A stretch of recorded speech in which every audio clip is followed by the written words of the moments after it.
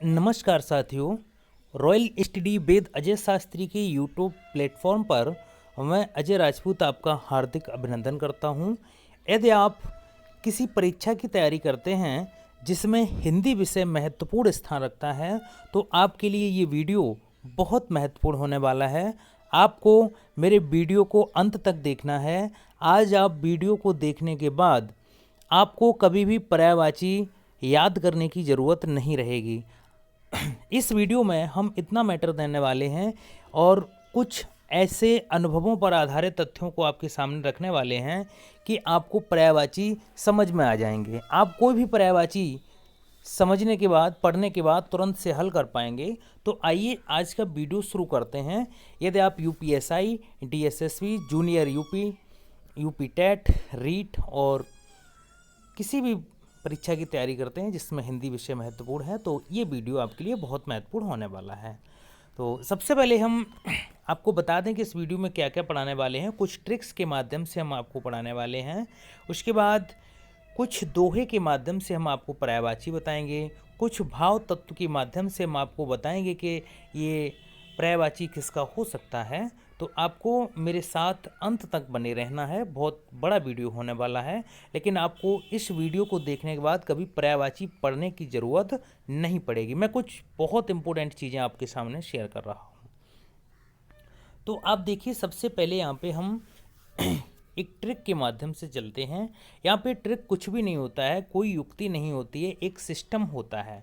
आपको सिस्टम को समझना है कि पानी की पर्यायवाची आपको याद करना है और पानी से रिलेटेड जो भी चीज़ संसार में है वह सब इसी में आएगी। और मैं आपको बता दूंगा, आपको अगर पर्यायवाची बहुत से ज़्यादा याद करने हैं, समझने हैं, तो आप अध्यात्म की तरफ मुड़िए। आप आरती संग्रह होता है, सारी आरतियाँ आप याद कर लीजिए, जिससे कि सभी भगवान के और उनके सबके पर्यायवाची आपको याद हो जाएंगे। तो सबसे पहले हम पानी के पर्यायवाची को देखते हैं कि पानी के पर्यायवाची कितने होते हैं। नीर, बार, अम्ब, तोय और जल। हमने यहाँ पे 4 चीज़ों को लिया है। अब पानी से जो भी रिलेटेड है वह सभी यहाँ पे आने वाला है। देखिए, पानी के पर्यायवाची हमने याद कर लिए, नीर, बार, अम्ब, तोय और जल। अब क्या है कि पानी, अब देखो यहाँ पे पानी के पर्यायवाची के पीछे एक शब्द हम जोड़ते हैं। कौन सा जोड़ते हैं? दा। दा का मतलब होता है दाता। दाता का मतलब होता है देने वाला। अब देखिए, दाता एक होता है देने वाला, एक होता है साहूकार, वो दे के लेता है। लेकिन जो दाता होता है वो हमें मुफ्त में चीज़ें देता है, उसे दाता बोलते हैं। तो दा शब्द का अर्थ क्या हुआ? दाता। अब देखिए, हम यहाँ पे विचार करते हैं कि दाता कौन है, कौन हमें पानी मुफ्त में देता है। सिर्फ बादल ऐसा है जिसके पानी के पैसे नहीं लगते हैं। बाकी आप कहीं भी पानी पीजिए उसके पैसे लगते हैं। यदि आप समर चलवाएंगे तो समर के भी आपको किराया देना पड़ेगा। आप अगर पैकेट में पानी लेंगे तो उसका भी पैसा आपको देना पड़ता है। ठीक है, कृषि के लिए आप जो पानी यूज करते हैं उसका भी, नहर, बम्बे, नालियाँ, तालाब, कहीं से भी पानी आप यूज करेंगे तो आपको पैसा देना पड़ता है। लेकिन अगर आप बादल का मतलब पानी ले रहे हैं तो आपको पैसा देने की कोई आवश्यकता नहीं है। जैसे आज भारी बारिश हो भी रही है, तो बादल के पर्यायवाची बन जाते हैं कब? जब हम पानी के पीछे यदि हम दा शब्द जोड़ते हैं। अब देखो, नीर शब्द में जाट जोड़ने से क्या बना? दा जोड़ने से नीरद। नीर माने पानी, दा माने देने वाला, यानी पानी को फ्री में किसने दिया है? बादल ने दिया ना। वारिद, बार मतलब पानी, दा मतलब देने वाला। ठीक है, अम्ब माने पानी, दा मतलब देने वाला। कौन? बादल। तो यद, अब आपको सिर्फ दा को पहचानना है। यद पानी के पर्यायवाची के आगे पीछे अगर कहीं दा शब्द जुड़ा है, इसका मतलब है कि वो पानी के पर्यायवाची के साथ साथ दा जुड़ने से बादल के पर्यायवाची बनते हैं। अब देखते हैं, पानी के पर्यायवाची हमें याद थे। अब जा शब्द दिया है। जा का मतलब होता है जन्म देने वाला। अगर किसी भी शब्द के पीछे, ठीक है, अगर जा शब्द जुड़ा है तो उसका मतलब होता है जन्म लेने वाला, यानी इस व्यक्ति ने इसमें से आगे वाले में से जन्म लिया है। अब आगे देखते हैं कि जैसे कमल, ठीक है, जा लगाने से क्या? कमल। अब हम आपको एक इम्पोर्टेंट पॉइंट बताते हैं कि पानी के पर्यायवाची के पीछे जा शब्द जोड़ने से सदैव कमल की पर्यायवाची बनेगी। ये कहीं तक सही है लेकिन निस्वार्थ सही नहीं है, शाश्वत सही नहीं है। पानी के पीछे जा जोड़ने से कमल के पर्यायवाची बनते तो हैं, लेकिन जलज, जैसे जल में क्या है कि जल में हमने जा जोड़ दिया तो जलज बन गया। तो जलज वह सभी हैं जो जल में जन्म लेते हैं, ठीक है, सभी। तो अब हम नीर में, नीर पानी का है, जा लगाया तो नीरज बन गया, मतलब पानी में जन्म किसने लिया, कमल ने लिया। बार माने पानी, जा माने जन्म लेना, अम्ब माने पानी, जा माने जन्म लेना, अर्थात पानी में जन्म कौन लेता है, कमल लेता है, तोय माने पानी, ठीक है, जा माने जन्म लेना, कौन लेता है, कमल लेता है। तो इस तरीके से हमें दो अच्छे से याद हो गए। तीन हमने यहाँ पे तथ्य याद कर लिए हैं कि पानी के पर्यायवाची में यदि हम जा शब्द जोड़ते हैं तो कमल के बनते हैं, और दा शब्द जोड़ते हैं तो दा मतलब देने वाला, अर्थात दाता बादल के बनते हैं। उसके बाद पानी के पर्यायवाची में यदि हम धी शब्द जोड़ते हैं तो धी का मतलब होता है भंडार, अर्थात पानी को धारण करने वाला, ठीक है। निधि या धी शब्द का मतलब होता है भंडार। तो अब यहाँ पे हम देखते हैं कि पानी के पर्यायवाची जो शब्द दिए हैं, नीर, बार, तो इनमें सब में धी शब्द जोड़ने से क्या बनता है, धी माने भंडार, यानी निधि मतलब क्या होता है, भंडार। जैसे आपने कहीं शिला लेख पे पढ़ा होगा कि विधायक निधि या सांसद निधि माने क्या, भंडार, वो अपने भंडार से देते हैं, ठीक है। तो पानी का भंडार कहाँ पे होता है, समुद्र में होता है। तो जिन शब्दों के पीछे निधि या धी शब्द लगा होता है वे सदैव भंडार के पर्यायवाची होते हैं। अब धी शब्द किसी के आगे लग जाए, किसी के पीछे लग जाएगा तो भंडार बन जाएगा, ठीक है। अब जैसे यहाँ पे समुद्र है, ठीक है, अब धी शब्द, पानी, नीर में धी लगाने से क्या हुआ, समुद्र का बन गया। बार माने पानी और धी माने भंडार, पानी का भंडार कहाँ होता है, समुद्र में होता है। अम्ब माने पानी, धी माने भंडार, अम्बुद हो गया समुद्र का पर्यायवाची। तोय माने पानी, धी माने भंडार, जल माने जल होता ही, और धी लगाने से जलद बन गया, अर्थात समुद्र के पर्यायवाची बन गई। कितना आसान है। अब देखिए जीवन, अभी अपना एक ही पर्यायवाची चल रहा है। अब जीवन का मतलब होता है पानी में जीवन यापन करना, ठीक है। तो जल में कौन रहता है, हालांकि रहते तो सभी जलीय जीव हैं, लेकिन यहाँ पे मछली जो है वो जल की होती है। कविता सुनी होगी आपने, मछली जल की रानी है, ठीक है, जीवन उसका पानी है। तो पानी के पर्यायवाची के पीछे अगर हम जीवन शब्द जोड़ते हैं तो सभी शब्द क्या बन जाते हैं, मछली के पर्यायवाची बन जाते हैं। नीर जीवन, बार जीवन, अम्ब जीवन, तोय जीवन, जल जीवन, ठीक है, इस तरीके से। और भी होते हैं, मछली के बहुत से पर्यायवाची हैं, मत्स्य होता है, झसा होता है, मीन होता है, ठीक है। इन चीज़ों पर हम बाद में जाएंगे, एक एक पॉइंट को अच्छे समझाएंगे। आप कृपया मेरे वीडियो को अंत तक अवश्य देखें, बहुत सारी चीज़ें हम बताने वाले हैं इस वीडियो में। अब देखिए पानी के पर्यायवाची के पीछे यदि हम वाहन शब्द जोड़ते हैं, ठीक है, तो पानी में कौन सा वाहन चलता है, अब तो बहुत सारे चलने लगे, लेकिन हम एक तथ्य आपसे पहले ही बोल चुके हैं कि जो अध्यात्मिक, जो पुरानी चीज़ें उन्हीं के आधार पर हमें चलना है। जैसे पानी, पानी के नीर, बार, अम्ब, तोय, जल, ये पर्यायवाची है ना, इनके पीछे अगर हम वाहन शब्द जोड़ देंगे तो पानी में चलने वाला वाहन कौन, नाव होता है। तो नीर वाहन, बार वाहन, अम्ब वाहन, तोय वाहन और जल वाहन। इस तरीके से हमने 5 पर्यायवाची याद कर लिए, किससे, एक से। पानी के पर्यायवाची याद किए थे हमने, नीर, बार, अम्ब, तोय, जल। तो इनमें हमने दा शब्द लगाया तो दा लगाने से बादल के बन गए, जा लगाया तो जा लगाने से ये सब किसके बन गए, कमल के बन गए, ठीक है। धी लगाने से समुद्र के बन गए, वाहन लगाने से नाव के, और जीवन लगाने से मछली के पर्यायवाची हमें प्राप्त हो गए। हम बात करते हैं आकाश की, ठीक है। आकाश के पर्यायवाची आपको याद करना है। आकाश का मतलब होता है कि गगन, अंबर, व्योम और नभ, ये आकाश के पर्यायवाची हैं। तो अब आकाश में जो भी विचरण करेगा, चर माने होता है चलना, ठीक है। तो आकाश में जो भी विचरण करेगा वह सब पक्षी के पर्यायवाची होंगे, ठीक है। जैसे गगन चर, गगन में चर मतलब विचरण करना, घूमना। आकाश में कौन घूम सकता है, पक्षी घूम सकते हैं, ठीक है। और मैं ये बता चुका हूँ आपको, अध्यात्म की बातें याद रख के चलना है, यानी उस समय अभी आप एरोप्लेन और उनको नहीं ध्यान में लाएंगे, क्योंकि मैं पहले ही बोल चुका हूँ आपसे।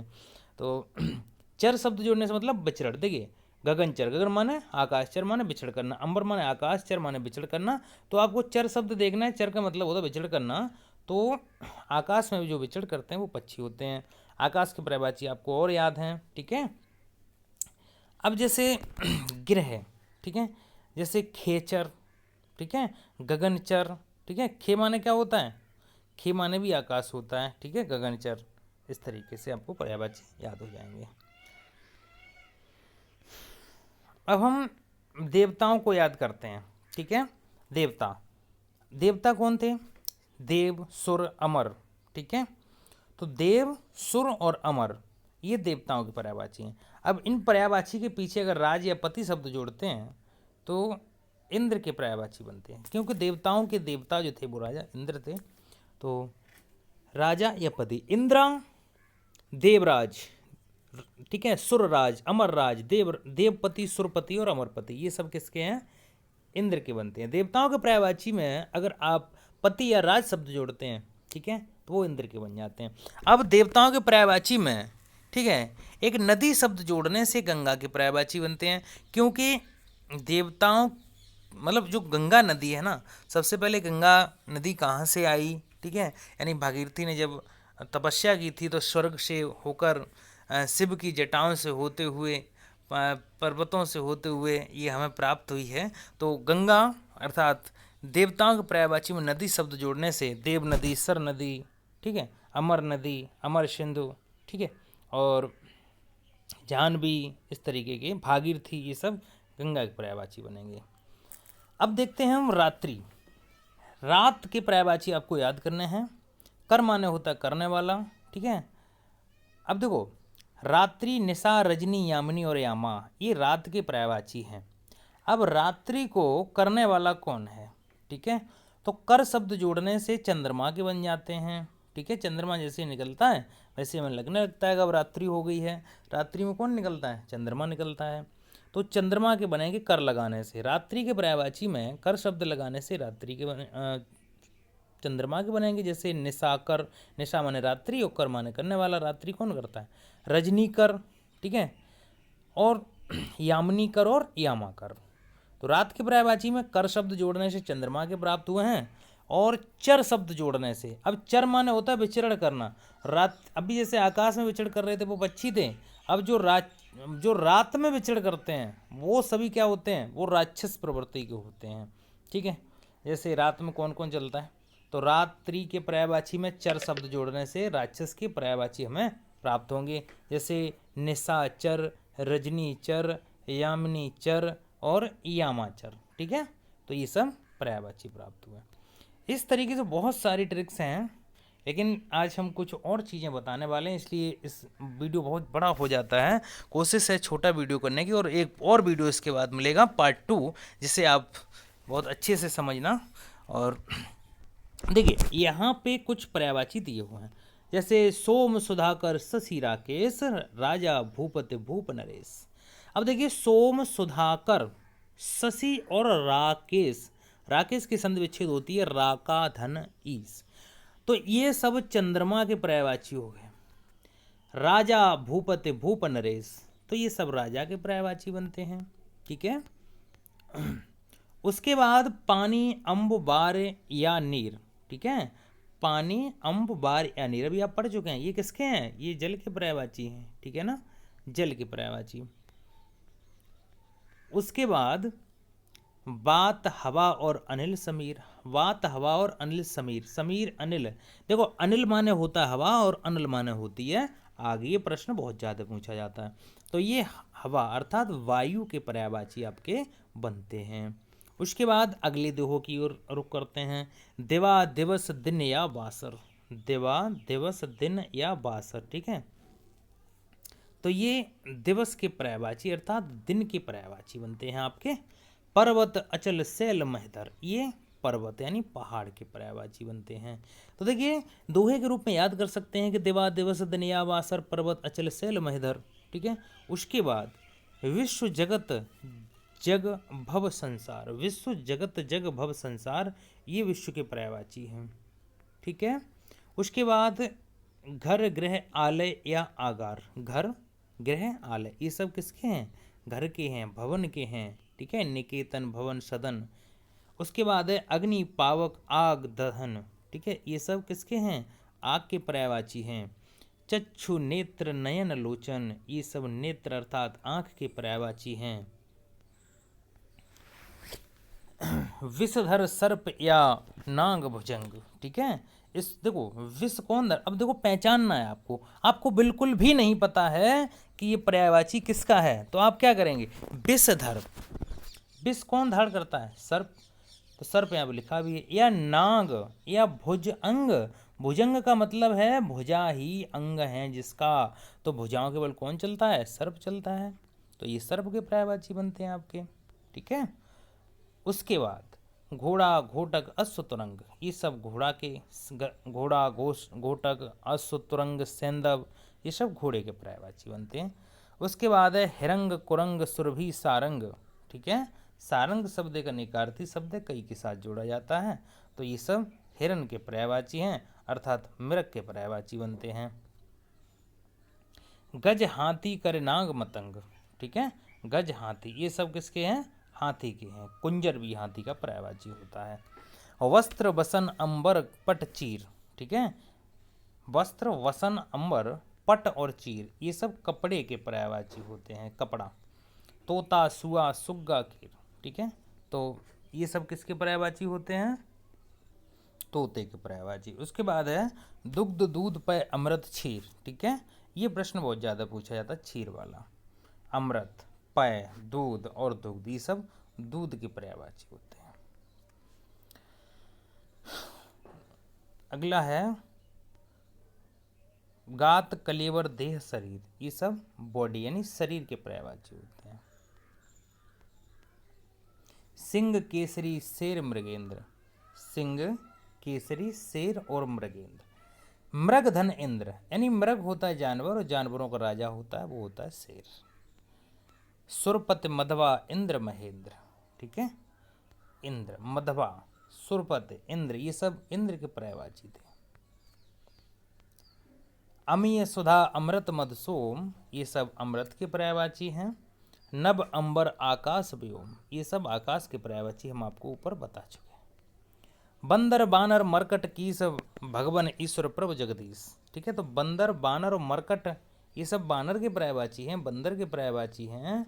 शाखा मृग भी बंदर का पर्यायवाची होता है। भगवान, ईश्वर, प्रभु, जगदीश, यहाँ पे भगवान, ईश्वर, प्रभु और जगदीश, ये सब पर्यायवाची हैं। किसके? भगवान के, ईश्वर के। दानव, राक्षस, दैत्य, तमीचर, कमल, कंज, पंकज, इंदिवर। कमल, कंज, पंकज और इंदिवर, ये कमल के पर्यायवाची हैं और ऊपर वाले राक्षस के पर्यायवाची हैं। अस, तलवार, खड्ग, करवाल, आम्र, आम, सहकार, रसाल। देखिए, अस्सी माने तलवार, ये भी तलवार, खड़ग माने भी तलवार, करवाल, ये सब तलवार के पर्यायवाची। आम्र, आम, सहकार और रसाल, ये सब आम के पर्यायवाची हैं। अब हम आपको बताते हैं कि आप भाव के माध्यम से कैसे पर्यायवाची को पढ़ सकते हैं, कैसे याद कर सकते हैं। तो सबसे पहले हम आपको बताते हैं कि कामदेव के पर्यायवाची आपको कैसे याद करना है। ठीक है, सबसे पहले आपको पर्यायवाची याद करने के लिए एक तरीका बताते हैं हम, कि सबसे पहले आप उस व्यक्ति की तासीर को समझें।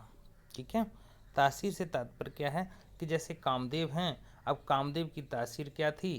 कामदेव एक बहुत बड़े रसिया व्यक्ति थे जो सब किसी को जल्दी से इम्प्रेस कर लेते थे। ठीक है, तो अब देखो, इम्प्रेस करने वाले व्यक्ति थे तो कैसे इम्प्रेस करते थे? मदन, जिन्हें मदन, मद माने घमंड नहीं था, अपने आप में भी वो खूबसूरत थे। मनोज, ठीक है, मनय धन जा, मनोज का मतलब क्या है? मने धन जा, अर्थात दूसरे के मन को तुरंत, मतलब जा माने अभी मैंने बताया था जन्म लेना, मतलब अपने मन में दूसरे जो दूसरे व्यक्ति हैं वो उन्हें देखकर तुरंत उनके मन में काम वासना जन्म लेने लगती थी। तो क्या हो गया? अब देखो, अनंग, अन अंग यानी अंग उनका था, अनंग यानी दूसरे का अंग, अर्थात दूसरे लोग इन्हें देखकर ही इंप्रेस हो जाते थे। आत्मभू यानी सबके एक ही अर्थ निकलेंगे। कंदर्प माने होता बहुत सुंदर, कंदर्प, दर्पक। ठीक है, पंचसर, मन से, यानी मन मतलब देखते ही मन में काम वासना जागृत हो जाए। और देखो यहाँ पे काम शब्द भी कामदेव का है। रत माने होता है इनकी पत्नी का नाम, और पति यानी रति के पति अर्थात कामदेव। पुष्प, धनवा, एक बहुत खूबसूरत, ये कामदेव के पर्यायवाची बनते हैं। एक मनमत भी बनता है। अब देखो, सर्प, हमने क्या बताया आपको? सर्प की तासीर आपको पढ़नी है। ठीक है, सर्प का मतलब होता है, ये सर्प जो है, पहले से सर्प था ना, तो इसमें सर्प में बहुत सारे मतलब पैर होते थे, पहिया होते। अगर आपने साइंस पढ़ी होगी तो इन्होंने क्या किया कि ये आलसी हो गए, इनके पहिए ज़्यादा होते थे तो ये चलने में बहुत दिक्कत महसूस करते, तो इन्होंने अपने कुछ पहिए ख़त्म करके पेट के बल रगड़ना शुरू कर दिया, जिससे क्या होता था, पहिए कम चलते थे इनके, ठीक है। पैर मतलब पहिए मतलब पैर हुआ। तो जैसे जैसे ये चलते रहे तो इनके जो है पैर खत्म होते गए, तो अब ऐसे ही सांप बने सीधे। तभी उसके भुजाओं के बल या उनकी बल चलने लगे, पीठ के बल। तो बस सर्प के पर्यायवाची अपने आप निकलेंगे। देखो सांप सर्प का होता है, कोई याद करने की जरूरत नहीं है, ठीक है। अहे, अहि यानी शरीर के माध्यम से सरकना अहि कहलाता है। भुज अंग यानी भुजाएं ही जिसका अंग है, अर्थात सर्प, ठीक है। अंग अर्थात हृदय के बल चलने वाला, भुजाएं ही हृदय हैं। वो भुजंग कौन है? सर्प है। व्याल भी सर्प है। व्याल शब्द यहाँ पे विषधर की वजह से कहा गया है। फड़ी अर्थात फन है जिसमें। पन्नग, पन्न अंग अर्थात शरीर के बल घिसकना, पन्नग। नाग सर्प का होता है। विषधर मतलब जहर के रूप में। उर माने हृदय और गा माने गमन करना, ठीक है। उरग माने क्या होता है? हृदय। उर धन गा, उर माने हृदय और गा माने गमन करना। जो हृदय के बल चलता है, छाती के बल चलता है, वो सर्प होता है। पवनासन, ठीक है, पवनासन मान लेता है। ये सर्प के पर्यायवाची होते हैं। अब हम यमुना के पर्यायवाची की बात करते हैं। अब देखो एक ट्रिक है कि सूर्य के पर्यायवाची आपको याद होने चाहिए, ठीक है। तो सूर्य के पर्यायवाची में यदि आप सुता शब्द, चूंकि सूर्य जो थे, सूर्य की पुत्री का नाम था यमुना, तो सूर्य के पीछे अगर आप सुता, जा, तनया, ठीक है, ऐसे शब्द जोड़ते हैं तो वो आपको प्राप्त होंगे पर्यायवाची किसके? यमुना के। अब देखो शुरू करते हैं। सूर्य सुता, सूर्य मतलब सूर्य, सुता माने होता है पुत्री। सूर्य की सुता अर्थात कौन? यमुना, क्योंकि यमुना सूर्य की पुत्री थी। सूर्य जा, जा माने क्या होता है? पुत्री होता है। सूर्य तनया, तनया माने भी पुत्री, यानी सूर्य की तनया सूर्य जा, सूर्य सुता, सूर्य पुत्री कालिंदी, ठीक है। उसके बाद कलिदंजा, कलिंद जा, कलिंद माने सूर्य और कलिंद शैलजा, ये सब सूर्य के पुत्री के रूप में ही अर्थ निकल रहे हैं। रवि तनया, रवि क्या होता है? सूर्य का पर्यायवाची, तनया माने पुत्री, रविया, रवि तनया अर्थात सूर्य की पुत्री। जमुना, ठीक है, यमुना मतलब जमुना, नाम है उनका। काल गंगा, ये नया शब्द निकल गया। काल गंगा यानी गंगा की दूसरी, यमुना। भानु माने सूर्य और जा माने पुत्री, तो भानुजा अर्थात सूर्य की पुत्री। कृष्ण और कृष्णा, सूर्य की पुत्री, मतलब कृष्णा नाम रखा गया है सूर्य की पुत्री का नाम, अर्थात यमुना। तरड़ तनुजा, तरड़े तनुजा, तड़ माने सूर्य होता है। तरड़ तनुजा अर्थात यमुना के पर्यायवाची। अर्क माने सूर्य, जा माने पुत्री, सूर्य की पुत्री। अक्र सुता, अक्र माने सूर्य, सुता माने पुत्री अर्थात यमुना। श्यामा यमुना का पर्यायवाची है। भानु माने सूर्य, जा माने पुत्री। यमानु जा, यम माने सूर्य और जा माने पुत्री। यम भगिनी, यम माने यमराज और यमराज की बहन अर्थात यमुना। हम स्वर्ग की बात करते हैं। अब देखिए स्वर्ग में कौन रहता है? अब स्वर्ग में भाई देवता रहते हैं। अब देवताओं से रिलेटेड लोक, धाम, जन्नत, लोक, ये सब क्या है? रहने के स्थान है। पुरी शब्द क्या है? पुर शब्द क्या है? कुंड शब्द, भवन शब्द, ये शब्द क्या है? ये सब पर्यायवाची हैं किसके? देवताओं के रहने के स्थान के, तो स्वर्ग के। अब देखो स्वर्ग के पर्यायवाची देवलोक। अब देवता कहाँ रहते हैं? स्वर्ग में रहते हैं। जन्नत कहाँ है? मतलब स्वर्ग कहाँ है? जन्नत और स्वर्ग, जहाँ देवता रहते हैं वहीं तो जन्नत होगी भाई। परलोक, इहलोक और परलोक। स्मृत लोक में मानव रहते हैं और दूसरे लोक में देवता रहते हैं। परम धाम मतलब परम धाम यानी अंतिम इच्छा होती है परम धाम, क्या पर्यायवाची हुआ? स्वर्ग का। सुर माने देवता, सुर माने देवता, लोक माने रहने के स्थान, देवताओं के रहने के स्थान सुरलोक यानी इंद्रपुरी। इंद्रपुरी में देवता लोग रहते थे। दिव माने होता है स्वर्ग, धौ माने स्वर्ग। पृथ्वी, अंतरिक्ष और धोलोक, तीन लोक हैं। सुरपुर, पुर माने रहने के स्थान और सुर माने देवता। यानी देवताओं को रहने का स्थान अर्थात स्वर्ग। नाक, ये भी है। वैकुंठ धाम अर्थात स्वर्ग। सुख भवन यानी सुख के सभी साधन कहाँ हैं? स्वर्ग में। हम लोग जहाँ रहते हैं वहाँ क्या है? मृतलोक है। एक ही चीज़ सत्य है यहाँ पे, मृत्यु। अमरावती, अमर माने होता है, अभी हमने आपको बताया था अमर माने क्या होता है। अमर माने होता है देवता, और वती यानी रहने का स्थान अर्थात स्वर्ग। उम्मीद है चीज़ें स्पष्ट रूप से समझ में आ रही होंगी। अब हम बात करते हैं सारंग की। सारंग शब्द एक अनेकार्थी शब्द है और हम आपको पढ़ा रहे हैं पर्यायवाची। तो सारंग शब्द आपको कई चीज़ों के साथ जुड़ा मिल सकता है, भ्रम में न रहें। सारंग ये मोर का पर्यायवाची है, अनेकार्थी शब्द है। मयूर मोर का होता ही है। कंठ जिसका नीला होता है अर्थात मोर का होता है। नर्तक प्रिय, जिसे नाच प्रिय है, नर्तक माने नाच, प्रिय किसे है? मोर को। केकी ऊपर जो निकली होती है केकी वो मोर की होती है, कलापी भी वही होती है, तो मोर का हो गया। हरे, हरे शब्द एक क्या है? ये भी अनेकार्थी शब्द मोर के लिए प्रयुक्त हुआ है। हर बोला हर ने सुना, हरे गए हर के पास, हर कूदे हर में गिरे, हरे हो गए दास। यानी हरि शब्द यहाँ पे कई के लिए, अर्थात हरि शब्द एक अनेकार्थी है। यानी हर बोले यानी हर माने होता है मेढक, हरि ने सुना अर्थात हरि माने क्या होता है? सर्प। और हरि, हरि के पास गए यानी पानी, हर माने। और हर कूदे हर में गिरे, हर होए गए उदास, अर्थात हरि शब्द एक अनेकार्थी शब्द होता है। शिखी माने क्या होता है? शिखा यानी चोटी जो होती है मोर की निकली होती है, अर्थात ये मोर का पर्यायवाची है। मेह प्रिय, जिसे मतलब श्रृंगार रस का जो वातावरण होता है वो इसी बहुत पसंद होता है। शिखंडी यहाँ पे वो कलंगी निकलने से संबंधित है। वहर, ठीक है, वहर शब्द एक बहुत बड़ा है, चूँकि ये निषेचन नहीं करते हैं मोर तो उन्हें वहर कहा जाता है। ध्वजी, ध्वजी माने क्या होता है? ध्वज माने झंडा होता है, तो उनके ऊपर जो शिखा निकली होती है वो ध्वजी का पर्याय है, अर्थात मोर का पर्यायवाची हुआ। भुजगर, भुजगारी, ठीक है, ये भी मोर का है। अगला है सीतापांग, ये मोर के पर्यायवाची होते हैं। अब देखिए मूर्छित यानी जो व्यक्ति अचेत रहता है उनके पर्यायवाची, मतलब चेतना शून्य। अचेत अमान्य नहीं, अचेतना, चेतनाहीन, मूर्छित, ठीक है, ये भी।